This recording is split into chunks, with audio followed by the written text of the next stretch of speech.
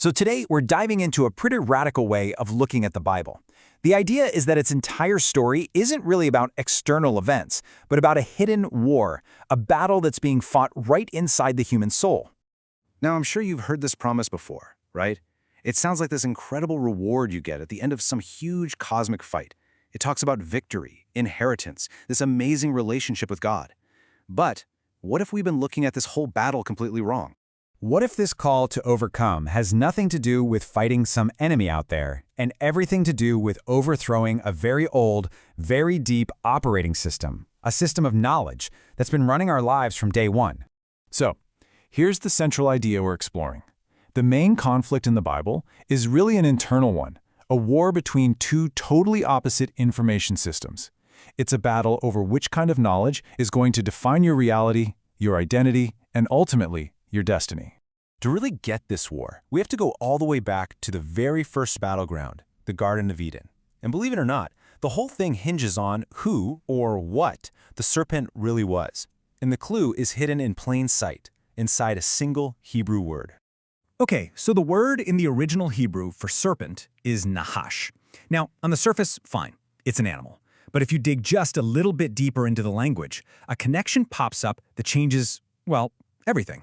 And here it is. The verb form of that same root word means to practice divination or to tell fortunes. So the serpent isn't just a snake. It represents an entire system of knowledge based on trying to predict good fortune and bad fortune, on constantly calculating what's good for me and what's bad for me.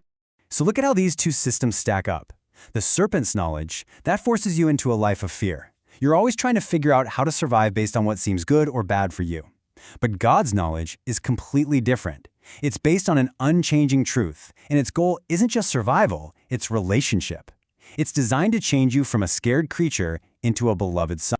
And get this serpent knowledge wasn't just some abstract idea. The Bible actually uses biological language to describe it. The Hebrew word hara means Eve literally conceived this knowledge. And then Yalad means she gave birth to its physical result, Cain. He was the first person to run completely on that operating system of self-interest, of envy, of pure survival. An entire world was born from that one way of thinking. So for centuries, humanity was basically running on this Nakash software. But then, a new, rival knowledge entered the world. And its arrival didn't bring instant peace. Oh no, it brought a sword. I know, those are jarring words, right? But if you think about it in the context of a war of knowledge, they suddenly make perfect sense. The sword? It's the sword of truth. It's a weapon that's designed to cut away that old system of lies and fear and self-interest that had become our default program. And here's another one of those mind-blowing linguistic keys. The Hebrew root for bread, lechem, is basically the same as the root for to fight or war, lacham. Just think about the name Bethlehem. It means house of bread. This suggests there's this deep, deep connection between our spiritual food and our spiritual fight. So what's the big takeaway here? It's that you can't just passively receive this new knowledge, this bread of life. You actually have to engage in a war against the old knowledge inside you.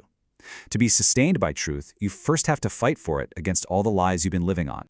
But this internal war isn't just about destruction, it's really about reconstruction. See, the goal isn't just to win the battle, but to be completely remade and transformed by the fight itself. Victory in this war isn't about you just trying harder to be a good person inside that old system. It's about a total knowledge transfer. It's like wiping your computer's hard drive and installing a brand new, much more powerful operating system. You start to see and think and act from a totally different source code. And this is the result of that transfer. Before, you're like a creature, always operating out of fear.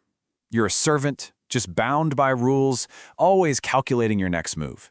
But after, you become a son, operating from a place of love. You become an heir who freely inherits a whole new nature. The entire relationship shifts from being about transactions to being about identity. Okay, so once you change that internal operating system, it changes everything. And I mean everything. It completely redefines some of the most basic concepts of faith, especially two of the biggest ones, sin and forgiveness. Let's start with sin. The Greek word for it, Hamartia, literally means to miss the mark. So in this new framework, sin isn't primarily a list of bad things you did. It's a state of ignorance. It's when you're operating on that faulty serpent knowledge, which makes you constantly miss the mark of who you truly are and what you're here for. So if sin is a state of ignorance, then what is forgiveness?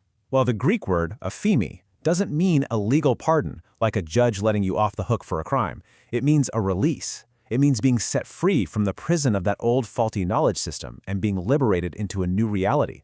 It's not about clearing your criminal record. It's about breaking you out of the prison itself. So, when you put it all together, the ultimate takeaway is that the Bible completely transforms. It stops being just a history book about ancient people in some faraway place. Instead, it becomes a living blueprint, the genealogy of the human soul. It charts this epic, internal war between two systems of knowledge. A war where the final prize isn't just winning, it's becoming the very Son of God.